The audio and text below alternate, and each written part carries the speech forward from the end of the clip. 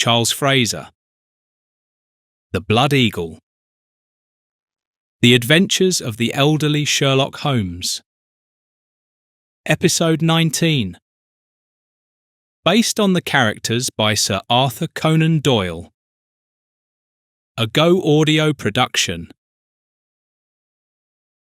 I lay on the bed in Hershel Jackson's ship cabin, making a concerted effort to gaze out of the porthole at the sea.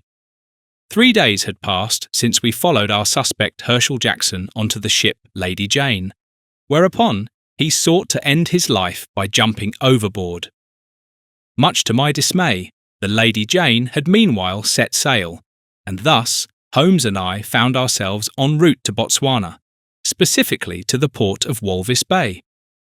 For these 3 days, I had spent my time lying here on this bed, staring out the window and being sick every few minutes. Holmes was kind enough to check on me several times a day, emptying my bucket and bringing me something to drink. His visits, however, were never lengthy. This could have been primarily due to the revolting smell that clung to this cabin and to me, as if I would never be rid of it, or also, as I had to admit with slight embarrassment, due to my miserable mood. After all, I held Holmes entirely responsible for my predicament, which I made quite clear to him. Suddenly, I heard a gentle knocking at the cabin door. Holmes did not even wait for my response, but promptly swung the door open. "Good morning, Watson. Bright and cheerful. What a wonderful day." Holmes greeted me euphorically whilst placing a well-laden breakfast tray on the small table next to my bed. "You don't look nearly as green around the gills today as you did yesterday. I dare say you're on the mend." However, my stomach, already rebelling again at the smell of breakfast, proved Holmes's words to be false. I quickly reached for the foul bucket that stood directly beside my sickbed and noisily vomited straight into it. "Well, perhaps I am mistaken," said Holmes with his nose slightly wrinkled. Another retching sound was my only comment on that. "You need some fresh air, my dear fellow. Come on, get up and join me on deck. A few relaxed yoga exercises whilst the sea breeze wafts around your nose and you'll be right as rain." Now he was starting with that prancing about again. Without further ado, I pulled the blanket over my head and punished Holmes with silence. Shortly afterwards, I heard my cabin door quietly open and close. Success. I was finally alone again and had peace from that dreadfully enthusiastic old man. I much preferred wallowing in my self-pity and rocking with the waves until I reached for my bucket once more and brought up bile again. How long would this state continue? And would I even survive it? How long would this wretched forced journey last? And in the event of my demise, would they simply throw me overboard or bury me somewhere in the middle of nowhere in Africa? Leave me as prey for the lions and hyenas? No, now I was being too fanciful. Holmes would take good care of me. Bah, Holmes! Hours later, I was still lying in my bed with my eyes closed, dozing away, when I heard another knock at my door, this time a very energetic one. Holmes came in straight away and I heard him say, "If I may, it is high time we got the doctor back on his feet." Dusk was already falling and the streets were gradually beginning to empty. Alice gripped the large steering wheel with both hands. With a broad grin on her face, she pressed the accelerator pedal, as it seemed to me, all the way to the floor. Holmes sat, the very picture of calm, beside her in the passenger seat, whilst I desperately tried to hold on to something in the back seat to avoid being thrown from side to side. "Ah, so you are awake after all," Holmes called out to me. "Very good, very good. May I introduce Mr Vogt, a German by birth. He is somewhat familiar with seasickness from his own unfortunate experience and has brought you something. Do you think you could manage to sit up a little?" Holmes's companion cleared his throat audibly and said, "I can manage, yes, but I do not want to. And now would you both kindly leave me in peace?" Now, my good fellow," Holmes admonished me. "Why so snappish? That's not like your usually cheerful nature at all." "Perhaps because you lured me onto this ship, and now I must endure this wretched journey with you?" I retorted angrily, not even noticing how my rage had brought me to an upright position. "Perhaps because you've been bothering me for days with your ridiculous yoga? Or perhaps simply because for days I haven't been able to keep down even a single sip of water." Completely exhausted from my outburst of rage, I noticed beads of sweat forming on my forehead, yet Holmes looked at me with his patronising, superior gaze and said, "You see, you've managed to sit up after all." Immediately, the completely unfamiliar man with the curly, reddish full beard approached me and held a thick root under my nose. "Here you are. This is ginger, a true miracle remedy of nature," he extolled the dried something to me. "Thank you, I am a doctor myself," I bluffed in response. But this Mr Vogt pressed me further. "I promise you this will help you. Just give it a try." Once again, this queasy, unsettled feeling spread through my stomach, and I reached for the ginger to bite off a piece. I concentrated on chewing it, and thus did not even notice when Holmes approached me, grabbed my shoulder, and urged me to stand up. "Here you are, your jacket. It is very windy and chilly on deck, but the fresh air will do you good." Only reluctantly did I allow myself to be helped into the jacket and led by Holmes, who linked arms with me and guided me outside. Walking along the long, narrow, swaying corridor caused my pulse to race violently. Sweat beaded on my forehead once again, and I felt dizziness rising within me. But finally, we had made it, and I stood beneath the open sky, drawing the fresh air deeply into my lungs. I closed my eyes for a moment and enjoyed the cool sea breeze wafting around my nose. "I like you much better this way," Holmes observed, "when there's a bit more colour in your cheeks." And not only did my complexion appear to be slowly recovering, but my state of mind was also visibly improving once again. "I haven't properly introduced myself to you yet, nor have I thanked you," I said to Mr Vogt. "Well, my name is Dr Watson, and I am unspeakably grateful to you." I extended my hand to Mr Vogt. "You, but how is it that you happen to have ginger root with you on this voyage?" I inquired. Mr Vogt smiled slyly through his beard. "You see, I myself have often suffered from travel sickness, and even the ancient Vikings knew of the extraordinary healing powers of this root. Of course, we shall have the ship's cook finely grate it for you, as that makes it more suitable for consumption," Mr Vogt concluded. "The ancient Vikings, you say?" asked Holmes. "Have you studied history?" "I am an archaeologist and have developed quite a passion for the Vikings and the 9th century," Mr Vogt explained, his eyes gleaming. "Oh, that sounds most interesting," Holmes concluded. "I would very much like to discuss this with you in more detail, if your time permits. Watson, what do you say? Would your esteemed condition allow you to join us for a cup of tea here on deck?" Before I could answer, Mr Vogt spoke up. "I strongly recommend plenty of fresh air and easily digestible food, and chew on the ginger root as often as you fancy. Trust me, you will be back on your feet in no time." "I thank you for your well-meant advice," I replied to this Mr Vogt rather sourly. "As a doctor, I recommend fresh air and easily digestible food to my patients in 99% of all cases of illness. After all, one can never go wrong with that. Watson, don't be so touchy. Mr Vogt only meant well, and all too often one cannot see the wood for the trees. Now, gentlemen, shall we sit here and order something?" Vogt and I nodded and followed Holmes. Finally, we sat around a small, round table on deck near the railing. There were only a few passengers here, and shortly afterwards a steward came by, from whom we could order 2 teas and 1 coffee. "Mr Vogt, have you ever dug up a Viking treasure?" I asked the man, attempting to strike a more conciliatory tone. "Indeed I have," Vogt answered immediately, and his eyes began to sparkle once again. Does the port city of Hythabu mean anything to you? Without even waiting for an answer from us, he immediately continued with his explanations.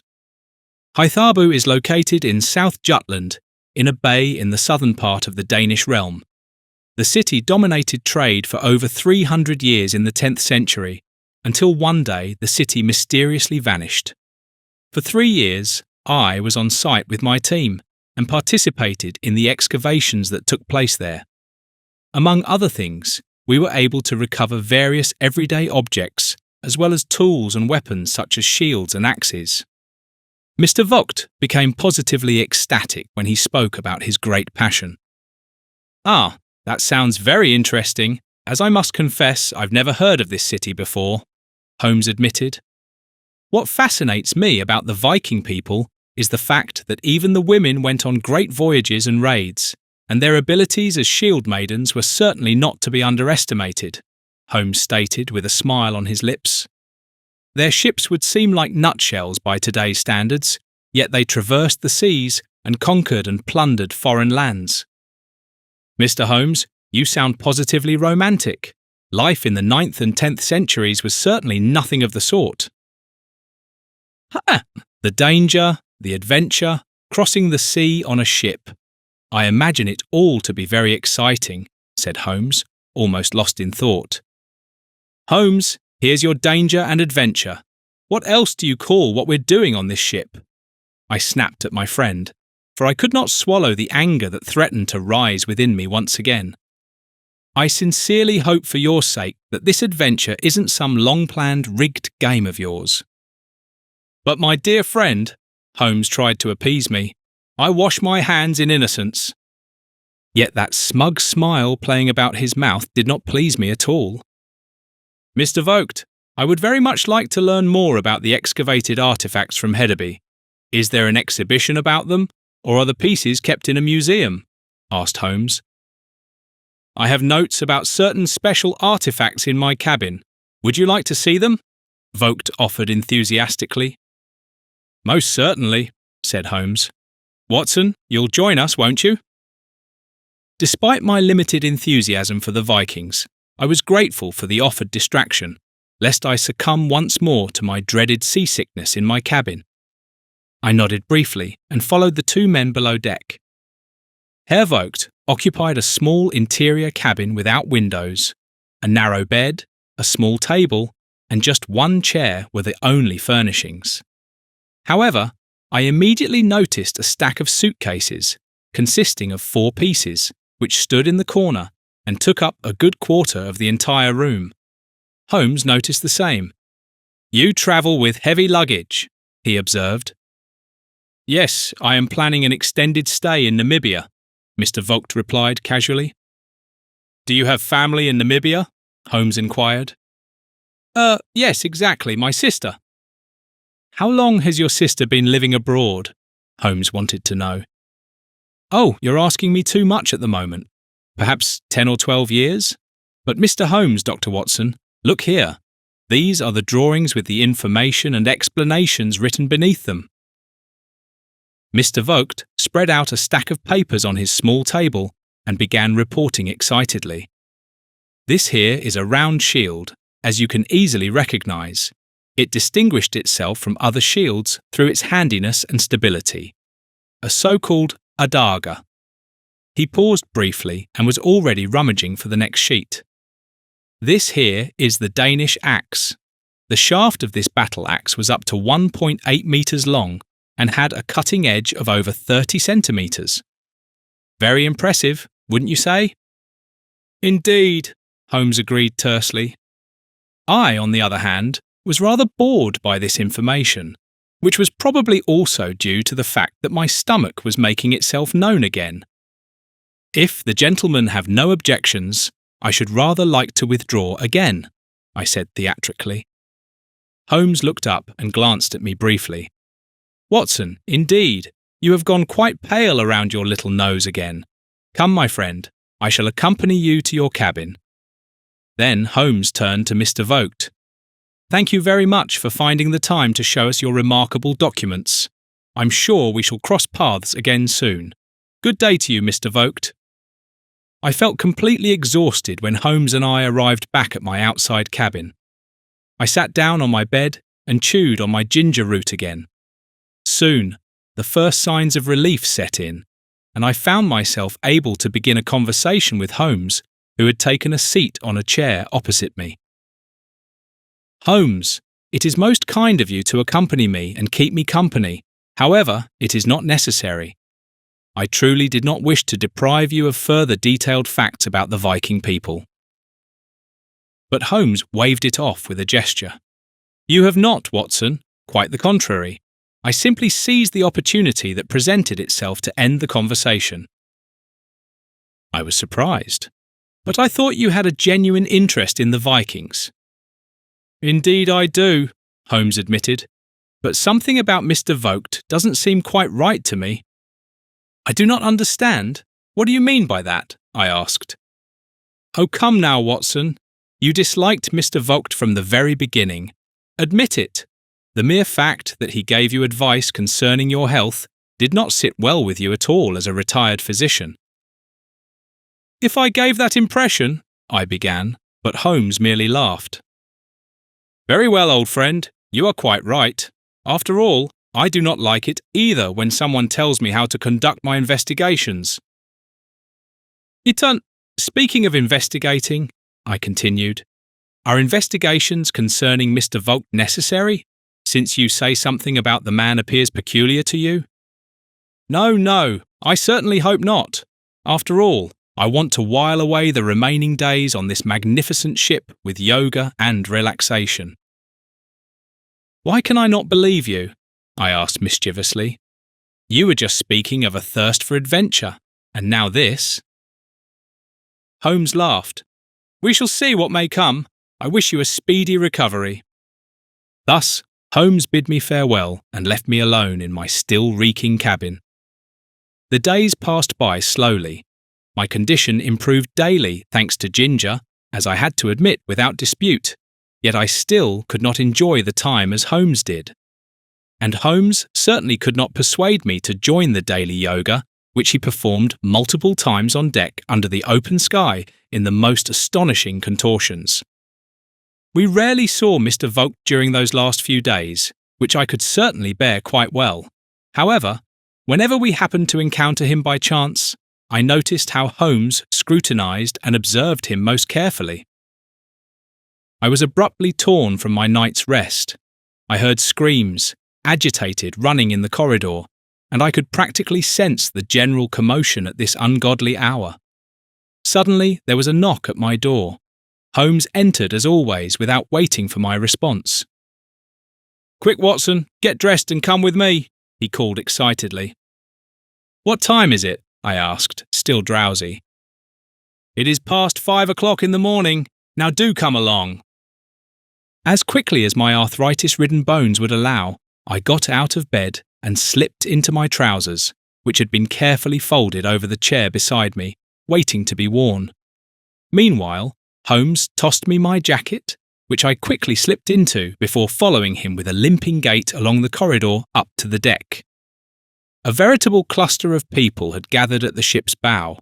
I could see the horror in the ashen faces of the various individuals, as far as the first breaking daylight would allow. Holmes forced his way through the crowd of people, dragging me rather ungracefully behind him until he came to a halt. I pushed him slightly aside to get a better view, and now I too froze in place. A man, naked from the waist up and wearing only trousers and shoes, was bound by both hands to the tip of the bow. His head hung limply between his shoulders and stretched arms. His back had been opened along the spine, and his ribs had been splayed upwards vertically. With a mixture of pure revulsion and simultaneous cruel fascination at something never before seen or imaginable, I stared at the grotesquely mutilated figure. Holmes's attention was equally transfixed upon the dead man. He too could not avert his gaze. "For heaven's sake, Holmes, what is this? Have you ever seen anything like it?" I was the first to find my voice again. "Come along, Watson," said Holmes, and we sought out a quiet spot somewhat removed from the still spellbound crowd. I felt my stomach cramping once again, and an almost uncontrollable nausea rising within me. However, I knew this was not due to my wretched seasickness.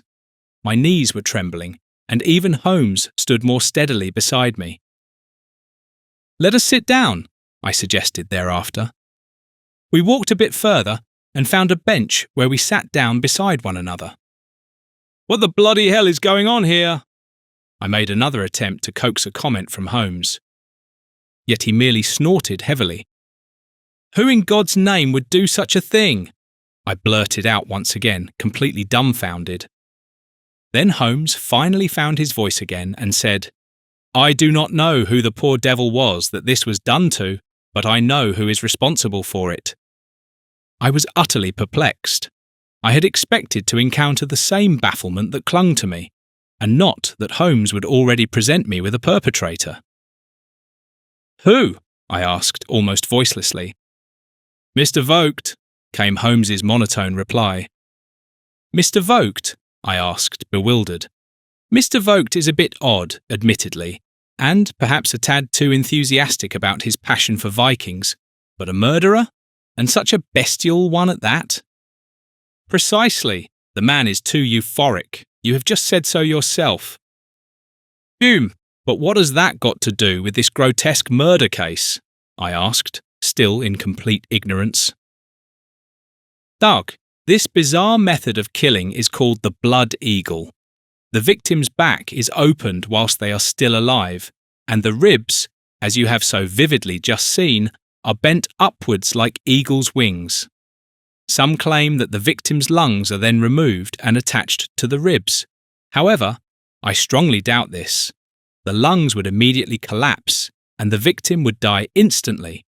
The whole point is to subject the victim to unspeakable suffering and pain for as long as humanly possible." "I still don't understand what that has to do with our Mr Vogt," I interjected questioningly. "The blood eagle is a method of execution that the ancient Vikings used when they wanted to execute and humiliate someone in a particularly special way. For example, King Aila of Northumbria, after a lost battle, was forced to die by blood eagle at the hands of Ragnar's sons in revenge for their father. An icy chill ran down my spine, and a shudder of horror coursed through me. When I had regained my composure somewhat, I asked Holmes, who had fixed his gaze steadily upon the victim, "And what shall we do about Vogt now? I mean, we haven't the slightest proof, nor do we even know who the victim was." "Ah, that's precisely the point," said Holmes. "First, we must find out who the victim was." "And how do you propose to accomplish that?" I inquired further. "That shouldn't be too difficult. First, we shall speak with the captain." When we learned shortly afterwards from the first officer that the captain had retired to his cabin, we naturally went there immediately. The ship's captain, Anthony Summerston, opened the door after our first knock. The man looked worn out, as we all surely did. After all, one does not witness such an abhorrent scene every day. "What can I do for you?" Captain Summerston asked us in a weary voice. "My name is Sherlock Holmes, and this is my partner, Dr. Watson. If you would permit, Mr. Somerset, I believe we can do something for you." The captain's eyes stared at us hopefully. "Sherlock Holmes and Dr. Watson!"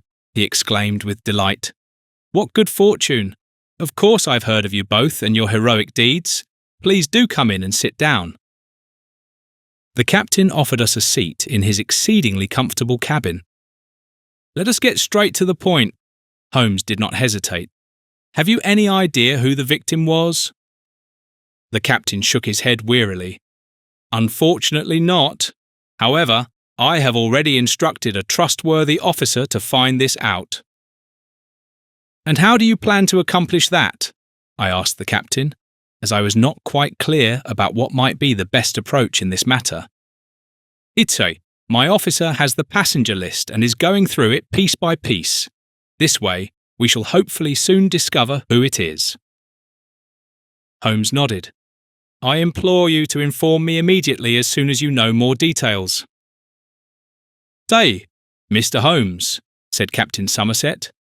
"In my entire career as a captain, there has never been even the slightest hint of such an incident.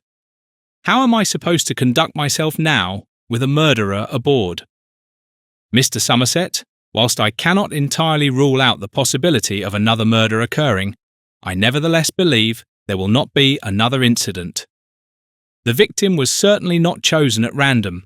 This particular murder was executed far too personally for that. The primary concern now is to determine who the victim was, in order to protect any relatives who may still be aboard." "I shall let you know immediately," promised the captain.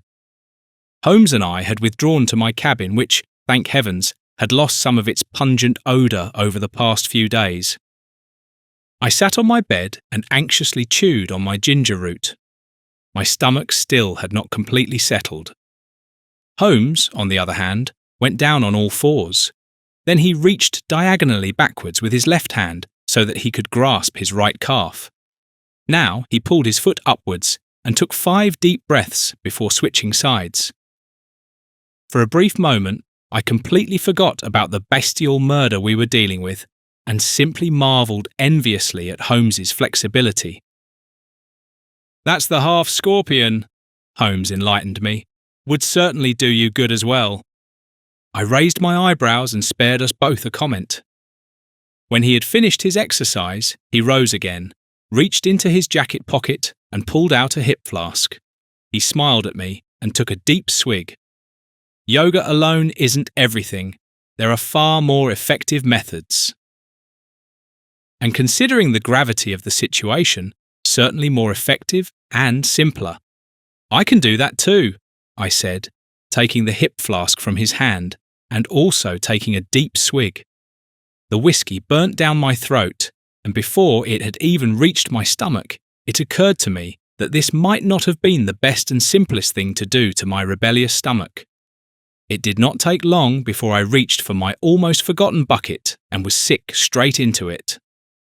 Holmes burst into roaring laughter. "Perhaps next time you'd better stick to yoga," he said, wiping a tear from the corner of his eye. I was about to hurl the first insult that came to mind at him when there was a knock at my door. I swallowed my anger and the bitter taste in my mouth and opened it. A tall man in his mid-30s wearing a uniform stood before me. The officer who had been entrusted with the delicate task of locating the victim. Anxiously, I invited him in. Holmes himself rose from his chair and offered the officer a seat. However, he politely declined and said, "Thank you, gentlemen, but I only wish to deliver this brief message as other duties await me." He handed Holmes a folded piece of paper on which was written, "The name of the victim was Theodore Bauer. He was a German citizen and was travelling alone. Signed K.S., Captain Somerset." While the officer had already taken his leave, Holmes was now sitting back in the uncomfortable armchair, staring at the piece of paper. "I know the name. I've heard or read this name somewhere before, but where? Damn it!" "You know the name?" My anger had vanished, replaced by growing excitement. Suddenly, Holmes stood up and left my cabin without a word. I remained completely baffled. Could this man not even inform me what he was planning or how he felt? I sat back down on my bed and continued nibbling on my ginger root, lost in thought. Half an hour later, Holmes returned. "Now I know where I recognise the name from," he announced, beaming with joy. I said nothing. Let him experience for himself what it felt like when nobody spoke to you. Holmes exhaled noisily. "Are you perhaps out of sorts? Is it your mood or your stomach?" I remained stubbornly silent. "There's really no time for such trifles. You can be offended later," Holmes ordered me gruffly. And somehow he was right. "Very well," I said for the sake of peace. "What is the connection with the name?" Holmes appeared satisfied with me. I read about him in the newspaper in mid-November. The article was about an excavation site in Wiskieouten in East Prussia. They discovered a Viking cemetery there with around 200 graves. Among them were numerous weapons and jewellery from the 9th century. The excavation was led by a certain Theodore Bauer, he announced triumphantly. That's splendid, I said hesitantly. Based on the facts and connections, we are now certain it was Vogt. But what happens next? We lack the evidence. We have sufficient evidence, Holmes stated dryly. Do we? I asked sceptically.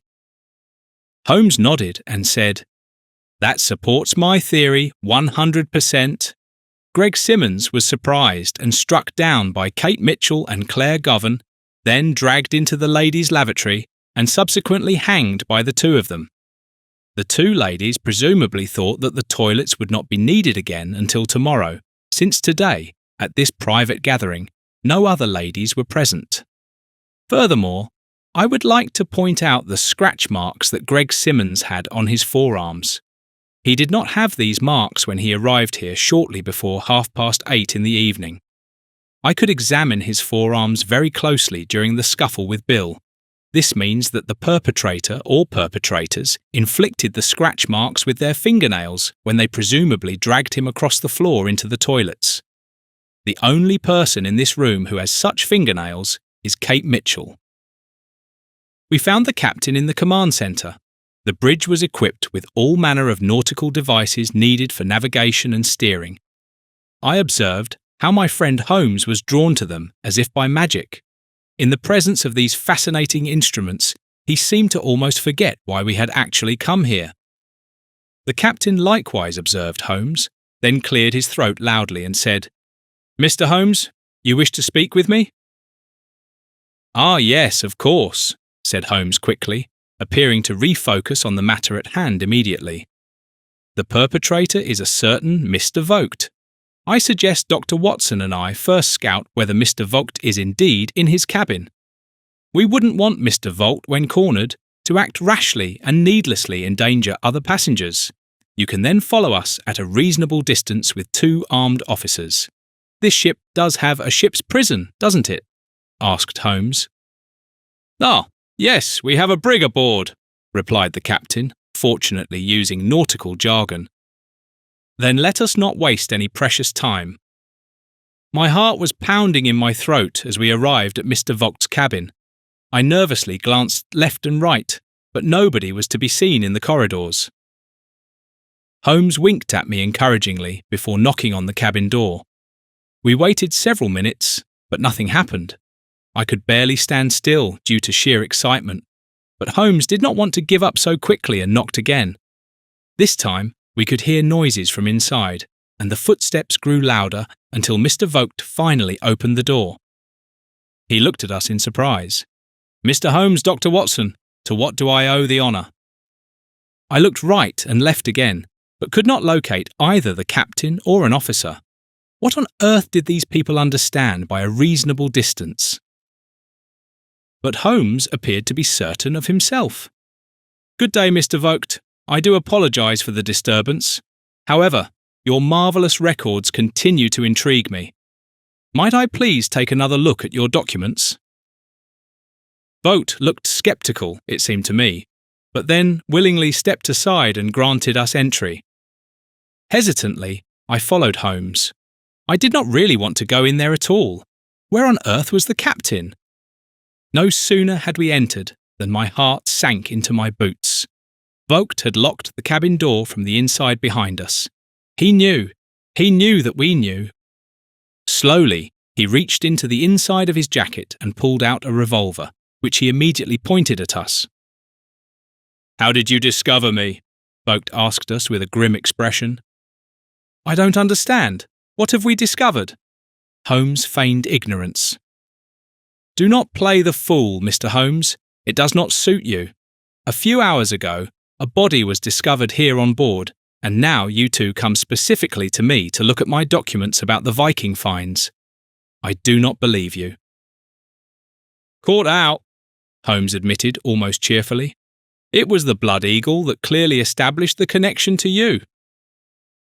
Respect, said Vogt. I did not think you would be aware of that. I clearly underestimated you. You are forgiven, Holmes jested. I suggest you put down your weapon and surrender. The captain has already been informed. "Oh, that is most unfortunate," Vogt said dryly, "for I had intended to have you both quietly go overboard tonight. That won't be happening now, I suppose. Therefore, I shall hold you as hostages to ensure my safe passage off board." Holmes appeared indifferent.